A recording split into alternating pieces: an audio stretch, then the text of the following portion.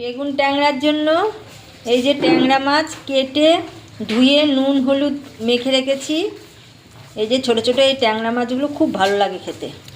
আর কেটেছি হচ্ছে বেগুন, এরকম সরু সরু করে বেগুন কেটেছি আর কাঁচা লঙ্কা। এই যে চলে এসছে একজন ভদ্রলোক।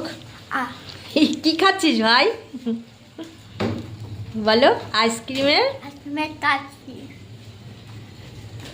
আচ্ছা, এবার রান্নাটা শুরু করছি। কড়াই গরম হয়ে গেছে, কড়াইয়ে সর্ষের তেল দিয়ে দিলাম। এই রান্নাটা সর্ষের তেল দিয়ে করব।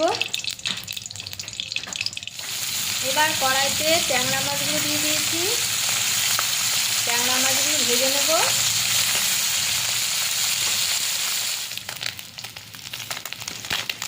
মাছ লাল লাল করে ভাজা হয়ে গেছে, এবার তুলে নেব।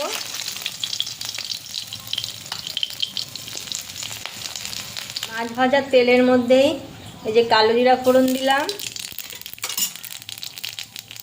চেরা কাঁচা লঙ্কা দিয়ে দিলাম,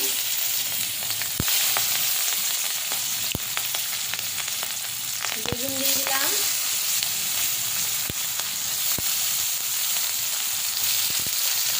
হলুদ দিয়ে দিলাম,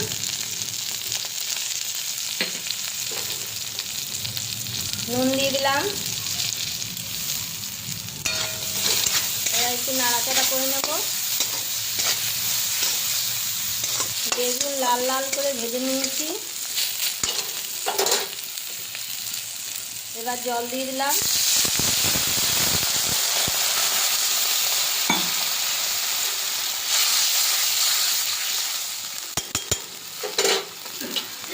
এবার ধনের গুঁড়ো দিয়ে দিলাম আর একটু জল দিয়ে দিলাম।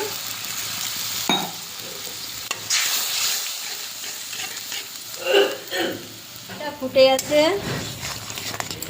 বেগুনও সিদ্ধ হয়ে গেছে। এবার ভাজা মাছগুলো দিয়ে দিলাম। আমার কাছে ধনে পাতা নেই, ধনে পাতা থাকলে আপনারা দিয়ে দেবেন, তাহলে খেতে আরও সুন্দর লাগবে, টেস্টি হবে।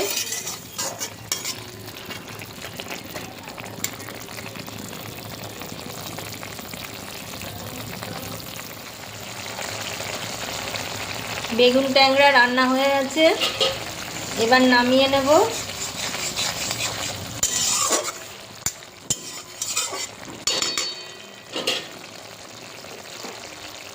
বেগুন ট্যাংরাটা নামিয়ে নিলাম।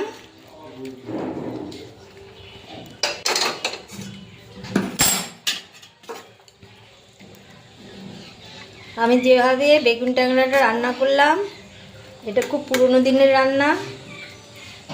আপনারা দেখবেন, দেখে ভালো লাগলে কমেন্ট করবেন, লাইক করবেন, সবার সাথে শেয়ার করবেন।